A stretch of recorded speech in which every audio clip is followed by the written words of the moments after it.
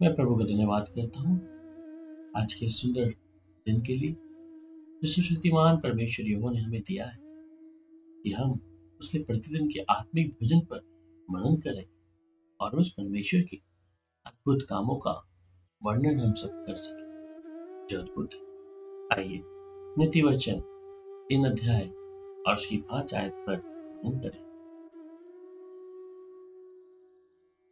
तू अपनी समझ का सहारा न लेना वरन संपूर्ण मन से यहोवा पर भरोसा रख। सुलेमान का कीमती वचन जब वो बहुत ज्यादा धन संपत्ति प्राप्त कर चुका और सिर्फ धन संपत्ति ही नहीं, समझ, बुद्धि और विवेक परमेश्वर ने उसको बहुत आयत से दी। ये उसी विवेक के विषय में यहाँ पर सुलेमान कहता है कि तू अपनी समझ का सहारा न लेना वरन संपूर्ण मन से यहोवा पर भरोसा रखना। हम इस बात से क्या समझते हैं कि तू अपने समझ का सहारा न ले।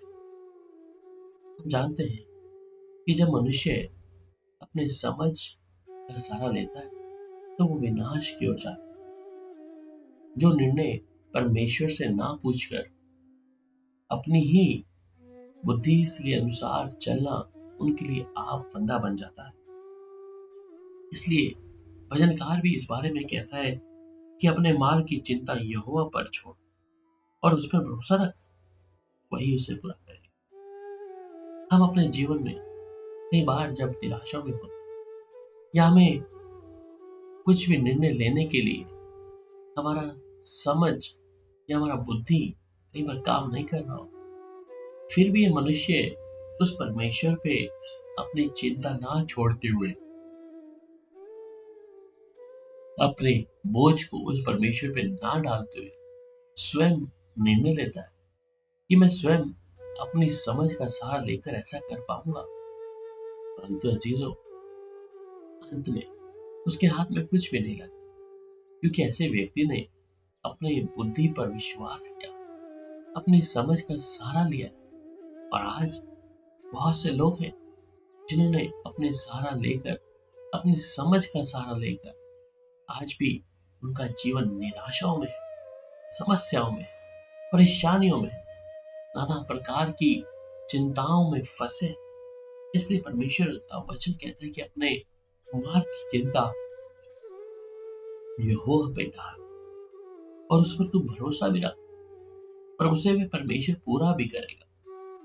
हम जानते हैं कि जो निर्णय या जो काम हम अपनी समझ के सहारे से लेते हैं उसमें हम विजय प्राप्त नहीं कर सकते। इसलिए नीति वचन में वो कहता है कि अपनी समझ का सहारा ले।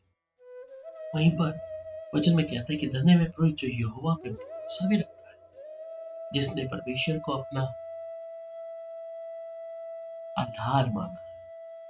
वह व्यक्ति धन्य है जो परमेश्वर पर भरोसा रखता है। मेरे अजीजों, जब भी हमारे जीवन में उतार चढ़ाव, हमें हर एक निर्णय, हर एक बातों को यहोवा पे डाल, उस परमेश्वर से पूछना है, उस सर्वशक्तिमान यहोवा की ओर अपने आप को लीन कर। और वो परमेश्वर कहता है कि धन्य है पुरुष जो यहोवा पे भरोसा रखता है।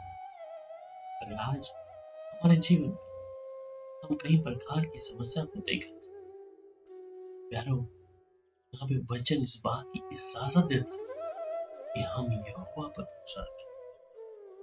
और नीति वचन में ही सुलेमान कई बार कहता है कि जो अपने ऊपर भरोसा रखता है वह मूर्ख है और जो बुद्धि से चलता है वह बचता है। यहाँ पर वो कहता है कि जो अपने ऊपर भरोसा रखता है, ये सच्चाई है, क्योंकि हम परमेश्वर के बिना कुछ नहीं हो सकते। इसलिए हम यहोवा पे भरोसा रखें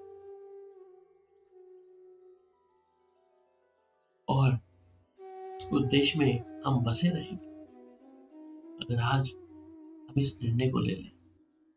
और वो कहता है कि ये लोगों हर समय उस पर भरोसा रखो, उससे अपने अपने मन की बातें खोलकर। परमेश्वर शरण स्थान, परमेश्वर ही मेरा उद्धार है, मैं भरोसा रखूंगा और ना थरथराऊंगा, क्योंकि प्रभु यहोवा मेरा बल है। वो मेरे भजन का विषय भी है और वह मेरा उद्धार। इसलिए हम उस पर धीरज धरते हुए उसकी पूर्ण शांति के साथ जो हमारी वो रक्षा करते हैं और उस पर हम भरोसा रखें। जीवन में कुछ भी हो, हम अपने जीवन में कोई ऐसा निर्णय ना लें जो हमारे लिए फंदा बन जाए, और हम ईश्वर से पूछ, चाहे आपको अपने जीवन में कुछ भी निर्णय लेना है, चाहे आप कोई छोटी सी छोटी बात भी चाहते हैं उसे पूरा होने के लिए, परमेश्वर के सम्मुख बैठे, परमेश्वर से पूछे। वही परमेश्वर हमारे मार्ग को भी खोले। यही दर्शाता है हम परमेश्वर पे भरोसा रखते हैं। ये बातें जब हम परमेश्वर के चरणों में रखते हैं, ये दर्शाता है कि हम परमेश्वर से पूछ कर हर कार्य करें। हमने अपनी समझ का सहारा लेकर उस कार्य को नहीं किया, इसलिए परमेश्वर हमारे कामों को भी सफलता देगा जब हम परमेश्वर पर भरोसा लेके चलें। आइए प्रार्थना करें। पिता, आपका धन्यवाद, हम आपका तारीफ करते हैं इस वचन के लिए कि तू अपनी समझ का सहारा न ले, वरन संपूर्ण मन से यहोवा पे भरोसा रख। प्यारे प्रभु, इस समय तेरे अजीज लोग जिस समय आज के प्रतिदिन के आत्मिक भोजन को सुन रहे हैं, मैं चाहता हूँ कि आपका आत्मा जो हमारे बीच में है, हमें आपके ऊपर भरोसा करना सिखाए। हम अपनी समझ का सहारा न लें, न अपने ज्ञान का, न बुद्धि का, न अपने धन का, परंतु यहोवा पे भरोसा रखें।